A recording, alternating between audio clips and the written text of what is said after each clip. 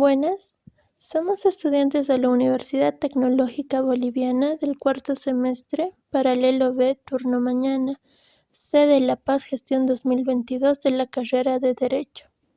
Somos el grupo 2 y el tema que les venimos a presentar en esta ocasión es la gran clasificación de las obligaciones. Nuestra docente es la licenciada Andrea Hortensia Gómez Esprella, docente de la materia Derecho Civil 3, Obligaciones. En esta ocasión mi grupo está conformado por Calizaya López Eduardo Ariel, Chacón Bustillos Windsor, Nina Luque Douglas Franz, Tusco Pinto Freddy Vladimir y mi persona Camargo Aruquipa Lizeth Mayerli. Espero que el tema sea de su agrado. 1. Concepto. No hay criterio uniforme, ni siquiera con relación a los sistemas que pudieran permitir una clasificación unívoca de las obligaciones. Tradicionalmente se clasifican las obligaciones fundándose en los siguientes elementos y características: la naturaleza del vínculo, la naturaleza del objeto, la singularidad o pluralidad de los sujetos, el grado de autonomía o dependencia, la existencia o inexistencia de modalidades y la fuente de la cual procede. 2. En cuanto a la naturaleza del vínculo, se las divide en obligaciones civiles, llamadas también perfectas. Se caracterizan porque la ley les acuerda todos los derechos o facultades reconocidas para exigir su cumplimiento, y obligaciones naturales. Carecen del derecho de acción, pero una vez cumplidas por el deudor, no son susceptibles de repetición. Bueno, ahora les voy a hablar un poco sobre la relación a la naturaleza del objeto. Y como podemos ver, se divide en tres partes. La primera parte es la obligación de dar. Este nos indica que en conformidad a la doctrina tradicional y mayoritaria, es obligación de dar aquella en el que el deudor se obliga a transferir el dominio o a constituir un derecho real sobre la cosa en favor del acreedor. Bueno, esto nos referimos a que consiste en dar una cosa, lo que puede incluir dar la propiedad a un derecho real o la restitución de una casa como ejemplos. Y bueno, también podemos ver en nuestro Código Civil que nos establece una serie de bases comunes a todas las obligaciones de dar. La segunda división es sobre las obligaciones de hacer. Bueno, este nos dice que es aquella en el que el deudor se obliga a realizar un hecho cualquiera, material y jurídico. Este hecho no puede ser la entrega de una cosa. ¿Por qué? Porque se aplican las reglas de las obligaciones de dar. Por ejemplo, construir una casa, pintar un cuadro, transportar mercadería, y etcétera.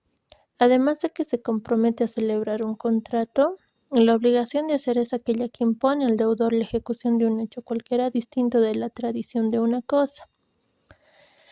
Bueno, pasando ya a la tercera división, nos habla de las obligaciones de no hacer. ¿A qué se refiere? En estas obligaciones el deudor debe abstenerse de efectuar un hecho de no existir la obligación podría realizar.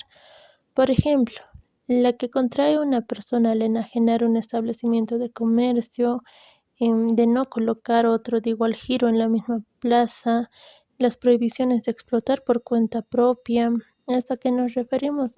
Bueno, son ejemplos en el aspecto comercial. Bueno, ahora también les voy a hablar sobre la razón del sujeto, y esta también tiene sus divisiones, que son dos. La primera son las obligaciones del sujeto único y singular. ¿A qué se refiere? Bueno, las obligaciones simples o con sujeto singular son aquellas donde hay un solo acreedor y un solo deudor. Sin embargo, en las obligaciones complejas o con sujeto plural, las relaciones se establecen entre varios acreedores y varios deudores, o un acreedor singular y varios deudores, o viceversa. Bueno, por lo general las obligaciones singulares se constituyen entre dos sujetos, acreedor y deudor. El deudor tiene el deber de prestación y el acreedor la facultad de recibirla. Ahora la segunda división habla sobre los sujetos múltiples o plural. Bueno, sus obligaciones de estos son que el sujeto plural, lo que le corresponde a varios acreedores o pesan sobre varios deudores, con respecto a una sola prestación debida y en razón a una causa única. Bueno, la pluralidad de estos sujetos puede ser originaria o sobreviniente. Bueno, se vuelve originaria cuando desde la constitución de la obligación hay varios acreedores o varios deudores, y es sobreviniente cuando, habiendo comenzado la obligación con un único sujeto activo o pasivo, pasa a tener un sujeto múltiple, generalmente por incorporarse la relación obligacional. Bueno, también puede ser un conjunto o disyunta, ya que la pluralidad conjunta es cuando hay una ocurrencia de acreedores o deudores en una misma obligación, y es disyunta cuando la presencia de varios acreedores o deudores es excluyente entre sí, de la manera que la obligación se descarta uno del otro. Soy Eduardo Ariel Calizaya López y continuando con la exposición podemos hablar del punto 5, que es de acuerdos a su autonomía o dependencia. Se la distingue en obligaciones principales y obligaciones accesorias. Las obligaciones principales tienen vida propia, producen efectos por sí mismas, sin más que la ley o las partes han convenido, y son aquellas cuya existencia, eficacia y desarrollo funcional son autónomos e independientes de cualquier otra obligación. Las obligaciones accesorias sirven de garantía para el cumplimiento de las principales y pueden ser reales o personales. Las accesorias pueden dar con relación al objeto, dando como ejemplo una cláusula penal, o también con relación a las personas. Claro ejemplo sería un garante. Se consideran derechos accesorios a la prenda, la hipoteca y la antícresis, ya que no poseen posibilidad alguna de existir con independencia del crédito al que anteceden. Iniciando con el sexto punto, es la existencia o inexistencia de modalidades que permiten caracterizarlas en dos obligaciones, puras y simples, y en el segundo las obligaciones modales. Ahora, las modalidades que pueden afectar a las obligaciones son la condición, el plazo y el cargo. Como dato importante mencionaré conceptos iniciando con la condición. Bueno, en derecho es el acontecimiento futuro e incierto, del cual depende el nacimiento o extinción de un derecho, una obligación o en general un negocio jurídico. Ahora, el segundo, el plazo. Es la época que se fija para el cumplimiento de la obligación, que es un hecho futuro y cierto, del cual depende la exigibilidad o la extinción de un derecho. Como último tenemos el cargo. Es una obligación accesoria y excepcional que se impone al adquiriente de un derecho. 7. De acuerdo a su fuente, las obligaciones pueden ser contractuales, extracontractuales y legales. Las obligaciones contractuales son las que provienen y están contempladas dentro de un contrato, independientemente de la naturaleza del cual éste provenga, mientras que las obligaciones extracontractuales son las obligaciones que no requieren para su existencia la existencia previa de un contrato, mientras que las obligaciones legales son las que tienen como fuente originaria la ley o una normativa en específico, entendida esta en el sentido amplio de disposiciones que emanan dentro de un Estado. Es decir, que las obligaciones legales son todos los decretos y leyes que provienen del órgano legislativo y ejecutivo para su cumplimiento obligatorio de instancias públicas o privadas. A continuación daremos un ejemplo de las obligaciones contractuales. Juan acuerda la importación de licuadoras japonesas con Carlos, y cuando le llegan las licuadoras, estas son de procedencia china. Por lo tanto, Carlos ha incumplido el contrato con Juan y por tanto ha generado la responsabilidad civil contractual, y por ello deberá responder compensando o reparando ese daño causado a Juan. Ejemplo de las obligaciones extracontractuales. Ejemplo, cuando usted estrella su automóvil contra la casa de su vecino, obviamente le causó un daño. ese vecino con quien no tiene ningún contrato y obligación previa a ese suceso. Ejemplo de las obligaciones legales. La obligación que tiene una empresa de pagar el salario en forma oportuna a los trabajadores, asimismo de garantizar la estabilidad laboral de los trabajadores, garantizar las condiciones de higiene y de seguridad en el trabajo. 8. Desde el punto de vista de su ejecución o efectos, las obligaciones se clasifican en obligaciones de ejecución inmediata, obligaciones de resultados, obligaciones líquidas y obligaciones ilíquidas. Las obligaciones de ejecución inmediata son las que se cumplen inmediatamente, son de ejecución sucesiva, cuyo cumplimiento es diferido a través del tiempo. Las obligaciones de resultados son las cuales el deudor tiene que hacer todo lo que estuviera a su alcance para procurar el cumplimiento de esta obligación, así por sus medios o procedencia. Las obligaciones líquidas son las que tienen por objeto sumas de dinero específicos establecidos y determinados dentro de un contrato.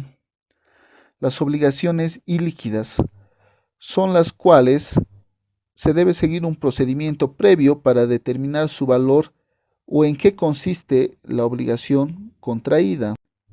A continuación, damos un ejemplo de las obligaciones de ejecución inmediata. Ejemplo, el contrato de compra y venta en la que un vendedor se obliga a entregar el bien y el comprador a entregar una suma de dinero específico por la compra de este bien inmueble. Ejemplo de las obligaciones por resultados es el contrato de fabricación de prendas de vestir con cláusulas y requerimientos específicos, es decir, que pueden ser una tela específica con ciertos requerimientos creados por el cliente, por el cual el contratado recibirá una retribución económica. Ejemplo de las obligaciones líquidas. Es la deuda contraída de una persona natural o jurídica con una entidad financiera de créditos, en cuyo fin intervienen montos exactos de prestación e intereses que estos convengan. Ejemplo de las obligaciones ilíquidas. Es un proceso de indemnización que debe pagar una aseguradora por las pérdidas estimadas tras un desastre natural causado a una persona natural o a una persona jurídica, donde básicamente no se tienen montos exactos establecidos y en cuyo efecto es unas suposiciones a futuro que tienen también un valor legal. Obligaciones ambulatorias o propter. La existencia de esta figura jurídica, con características que se asemejan a las obligaciones por una parte y a los derechos reales por la otra, ha sido y sigue siendo muy discutida. Se ha llamado en doctrina indistintamente obligaciones propter rem, obligaciones reales u obligaciones ambulatorias. Entonces esto se define como las obligaciones que incumben al propietario o poseedor de una cosa en cuanto tal y en consecuencia basta la cesación de su calidad de propietario o poseedor para quedar librado del debido. Estas obligaciones descansan sobre determinada relación de señorío sobre una cosa y nacen, se desplazan y se extinguen con esa relación de señorío, por lo que siendo inherentes a la posición de los bienes, no gravan a una o más personas determinadas, sino indeterminadamente al poseedor de una cosa. Entonces, las características de este tipo de obligación son las siguientes. 1. Afectan al titular de una relación de señorío sobre una cosa en cuanto tal. Entonces, si la cosa se transmite, la obligación sigue a la cosa y grava al nuevo propietario, independientemente de cualquier asunción convencional de deuda por parte del mismo, quedando al propio tiempo librado el anterior dueño. Entre otras de sus características es de que el titular de la relación de señorío puede liberarse de esta obligación abandonando la cosa. Entonces, esta especie de obligaciones con características peculiares propias pueden presentarse en los siguientes casos. Entre uno de los casos es que es obligación del propietario de mantener las plantaciones linderas a 3 metros del muro medianero o divisorio. Esto está plasmado en el artículo 120 del Código Civil.